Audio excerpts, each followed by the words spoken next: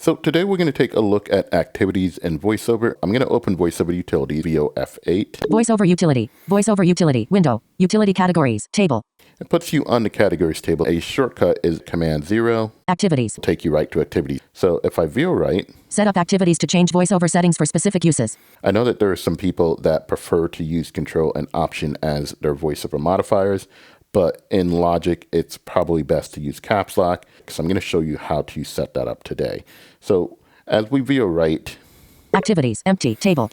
You see it says activities, empty table. And if I VO right from here, add activity button. I'm going to VO space on this. Untitled, content selected, edit text. This is where we can give the activity a name. Selection O-G-I-C, Logic, caps A-P-S, cap O-C-K, caps lock. There's the name, Logic Caps Lock. Stop interacting. Out of activities, table.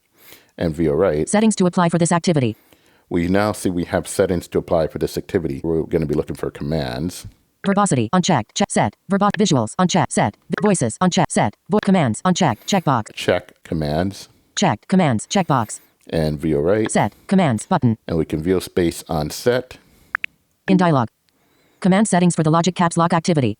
VoiceOver modifier. VO right. Control Option or Caps Lock VoiceOver modifier. Pop-up button. VO space on this and set it to Caps Lock.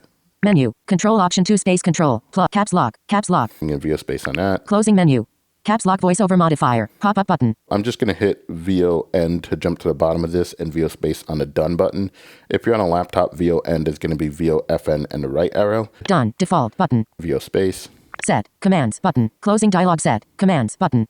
And we're back on the original window where we VO spaced on set commands. VO right through the rest of this because we want to get to the bottom of this window where we can set the application that we want this activity to be available in. Pronunciation unchecked, set. Pronunciate Braille unchecked, checkbox. Set. Braille dimmed. Navigation unchecked, check, set. Navigation web unchecked, set. Web dim. Sound unchecked, set. Sound dim. Hotspots unchecked. Automatically switch to this activity for contexts. Select contexts menu button. Apps and websites. Select apps and websites menu button. If you VO space on this, it's going to drop down a menu. Menu 5 items. Finder. OBS. Add app ellipsis. VO space. In open dialog column view browser row 1 of 1. It puts this in our application folder. You can down arrow to Logic. I'm going to press LO really quickly. Launch Logic Pro app group. Once you're on Logic Pro, hit return.